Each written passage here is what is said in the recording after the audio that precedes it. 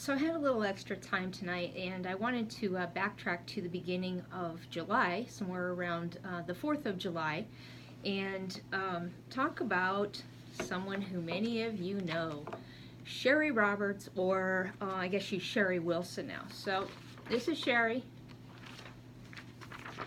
This is Cherie. Oh, oops, maybe that one's not her. Cherie. That's Cherie. Okay, so back around July 4th, I had made a post on my Facebook page, which primarily is family and friends only. So I have let a few people on there that I don't personally know. I will now be changing that and locking it down to friends and family only, because I'm really tired of you people that are out there looking to do a gotcha moment. So what did Cherie do? Well, with one of her socks, which we know she has many, she grabbed one of my posts. This is the post she gathered. Okay, it was about the Congolese woman that climbed up onto the Statue of Liberty and shut down an entire 4th of July event, which many New Yorkers had traveled a great distance to. They had brought their family, their children. They expected to have a really nice time, enjoy the 4th of July, the celebrations that were being offered that day. And this woman, who I happen to call an it, and I did not call her an it because of the color of her skin. So Cherie, you racist, quit looking at the color of people's skin.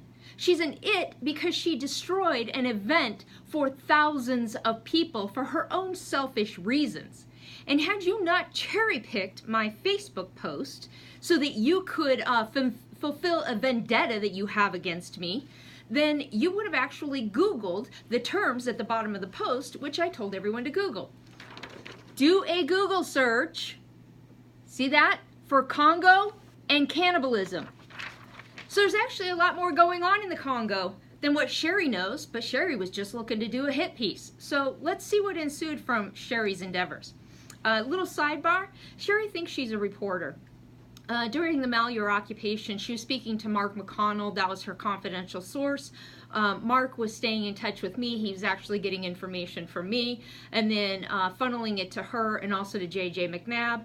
I don't really give a crap, but I think it's hilarious that all these people talk about having confidential sources.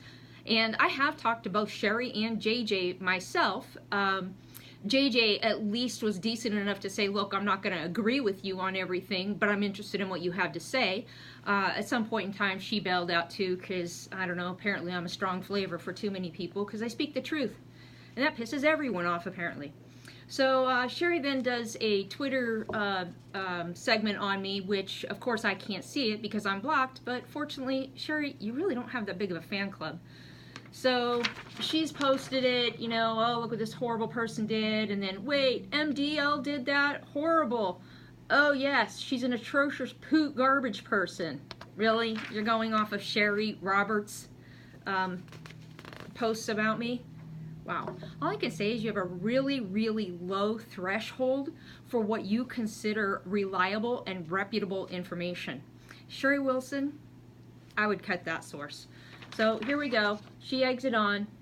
They're saying, wow, oh, is that Moo? No, it's Melissa Lauder. Let me get her full name out there. Okay, come on, egg it on, Cherie. Here we go. And then whoever Steve Pickard is, yeah, she's bad. She gets away with it because she doesn't like the Bundys, so she thinks that she's one of us. Blah, blah, blah. Who cares? Okay, I'm not trying to be in anyone's group. I don't need a group. I do me, and I'm very comfortable doing that. Here we go. MD, what a racist. Yeah, we hate her. Fuck this. Blah, blah, blah. God, you guys are so intelligent. You kill me. Really? I'm a racist because I happen to point out that a woman shut down an entire event that thousands of people showed up. And not only that, but you want to call me racist? Okay, well, let's finish up here. Here we go. I get away with everything just because I say Crazy Kelly and the Bundys suck. No, that's not why. Here we go. More of the same crap. Yeah, let's hate on MD. Wow, you did a really good hatchet job, Cherie. You're just so awesome. Look, Cherie confirms. She already was a piece of crap. Yeah, you tell him, Cherie.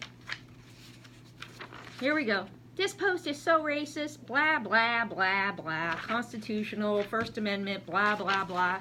Here's a pootism. all of us are Africans. Wrong. Genetically not true. Okay, so question is, was my post racist?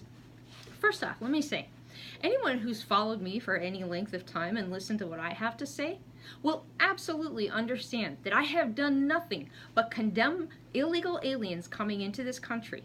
Do you know why? Guess who they displaced first in the workforce? That would be young black males. So if I'm racist, why do I care if young black males are getting displaced in the workforce? Well, let me tell you. Because those men have nowhere to go, and you're forcing them into a life of crime. They're having to rob or steal or do whatever they have to under the table to make money. They can't just go get government assistance. These are young black males in their 20s and their 30s, okay? Many of them are forced to sell drugs on the street. So if that's me being racist, holy hell, I wear the banner with pride then. But let's talk about racism. Was the post racist? I say yes, it was. Here's why it's racist. White supremacy is terrorism. What does that mean? I really don't understand because I've never experienced white supremacy. I've had to bust my ass for jobs that I didn't get. I've busted my ass in going to school and having someone else get more accolades than I did, even though I did the work on a project. I mean, don't talk to me about racism when the person I'm talking about is wearing a shirt like this. Give me a break. That's racism. If I wore a shirt that said black supremacy is racism, holy shit, I'd probably get my ass beat. Okay, so let's talk about this lady. Who is this Congolese lady, and why do I have a problem with her, and why do I call her an it? I'll tell you why. Because she's a piece of crap. All right, so here we go. Here's the article on this woman. Okay, 4th of July. I'm not going to read the whole thing. I'm just going to tell you a couple highlights. These names are African, so I'm obviously going to mangle some of them. I'll do my best. So this lady's name is Cherie Okamu. She's 44, Staten Island, born and educated in the Democratic Republic of Congo, but she lived in New York for about the last 10 years. She's an active member of a group called Rise and Resist. She's only been there for about 4 or 5 months with them. The group spokesperson, somebody by the name of Walker, said the group has disavowed her law-breaking stunt on their social media posts, but they expressed concern for her well-being. Well, that's good because nobody was hoping that she would get hurt. But I'm glad that they disavow her law-breaking, because you can't complain about the Bundys breaking the law and then give a pass for other people. Either we're a nation of laws or we're not. And yes, believe me, I completely understand what it means to have civil disobedience. Civil disobedience is not shutting down a major event for thousands of people, presumably of which several liberals who might have actually sided with her also happened to attend with their families and their children and wanted to enjoy, but couldn't because of this woman's selfishness, which accomplished nothing. Much like the takeover of the Malheur Refuge, it accomplished nothing. Okay, so what else about her? She's been arrested and charged with federal trespassing, disorderly conduct, and other charges. In August of 2017, she was arrested for trespassing, obstruction of government administration, and misdemeanor assault during a demonstration against the State Department of Labor on Varick Street. She carried a protest placard and covered her mouth with tape and refused police demands that she leave the building. She refused to enter an ambulance by lying on the ground, kicking her feet, and flailing her arms, according to the police. She was charged with a misdemeanor assault after one of the cops was hit during her flailing, authorities said. So this woman is such a piece of crap that here, people, EMTs, cops who are really charged with keeping public safety are trying to come and perform a service, and she's throwing histrionics on the floor like a 2-year-old. I haven't even got to the worst of it. In 2003, she filed a wrongful termination lawsuit charging racial discrimination after being fired from a job as a staffer at a battered women's home called Safe Horizons. Okamu's boss complained that she was rude to other staffers and clients at the shelter, according to court records. Her lawyer eventually withdrew from the case, and she represented herself unsuccessfully in the remainder of the case. She won a $1,500 lawsuit in 2009 for racial discrimination against a Staten Island towing company. Seeing a pattern yet? This woman is a troublemaker. She unsuccessfully filed a human rights complaint in 2007 against a group home in Staten Island for racial discrimination. Woo, shocker. Somebody who wears a white supremacist t-shirt. One of her neighbors at her apartment building quoted, "She can be very nice and she can be a bitch," said the woman, who declined to give her name. Well, I wonder why she declined to give her name. Probably get beat up by this woman. Okay, so why did I tell you to Google the Congo and cannibalism? Let me give you a little bit of information about the Congo. And this is recent. This is in July and August. So this report is in August. This is from United Nations Healthcare Report. This is talking about mothers of the Congo's lost children. Here's a mom that they're interviewing somewhere in the Congo, and she's talking about the civil unrest that's taking place there. The rebels come into our villages. They take our children and they disappear with them, she says. They rape the girls and cut them in small pieces with machetes. Her 5 teenage daughters were kidnapped in December of 2016 and held captive for 5 months in the bush, where they were starved, beaten, and abused. She eventually found her children via some outreach organizations that helped her do that. And she says, but the severe physical and psychological trauma her daughters endured still haunts them. Here's a picture of the lady, her daughters. Okay. More and more children are being reported missing as the displacement crisis worsens. Their number is unknown, but humanitarian workers think that the cases are in the thousands. Okay, so wait a second. That's not the worst of what's going on in the Congo. Here's the article. Reuters. Okay, reputable, good reputation news agency. This is July 3rd, 2018. Day before this woman blocks off the Statue of Liberty with her little stunt and sends thousands of people home from a 4th of July celebration. Title is Mass Rape, Cannibalism, Dismemberment, UN Team Finds Atrocities in the Congo War. So I'll paraphrase some of this report. You can go look it up on your own if you want. So there's a detailed 126-page report which cataloged the gruesome attacks committed in the conflict, which erupted in late 2016. And it lists 2 different Congo armed forces and the FARDC. So the testimony included, okay, listen carefully, boys being forced to rape their mothers, little girls being told witchcraft would allow them to catch bullets, and women forced to choose gang rape or death. One victim told us that in May 2017, she saw a group of Comuna Sapu militia, some of whom sported female genitalia, clitorises, and vaginas as medals. Let that sink in.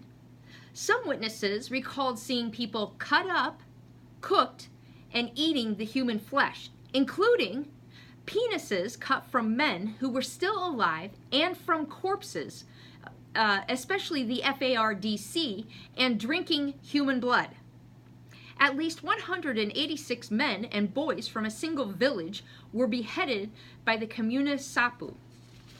Okay, so why did I call this woman an it? She's been in the United States of America for approximately 10 years, done nothing but caused trouble, tried to sue people for monetary gain, been obnoxious enough that she's injured public servants trying to keep the peace. And in her own country of the Congo, you have its, which is exactly why I initially referred to this thing as an it, killing, raping, practicing cannibalism, chopping up bodies, drinking blood, and wearing human genitalia as a medal. If you don't think that far, far exceeds whatever Cherie thinks racism is, I don't know what is wrong with you. You really need to check your moral compass. And again, I would caution being very careful about following someone like Cherie Roberts. She's not a reporter. She's someone who's got an axe to grind, a bone to pick, and I'm going to tell you why. Why does Cherie dislike me? Here's why. So remember back when Moo was in town setting up the grifter camps, Camp Liberty 1, Camp Liberty 2? So Cherie thinks that she made a phone call and she got those camps shut down. No, she didn't. I got them shut down with the assistance of some of the people on Twitter who are affectionately called trolls. They know who they are. If they want to substantiate my report, they can. If they don't want to, that's okay. I have proof. I'm not going to show it because I'm not looking to rat out people that actually helped me do something for my city.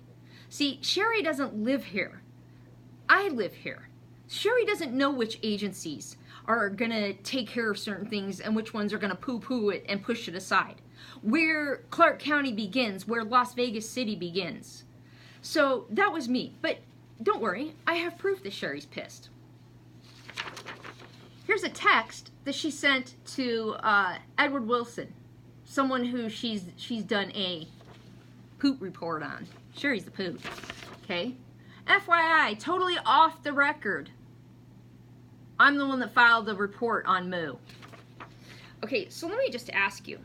You honestly think that you can call any city in this country and say, hey, go to this address. Sorry, my battery's getting low. Go to this address. This person's violating ABC. I don't live in your state. I don't know anything about your state, but I want to report this. And they're just going to show up.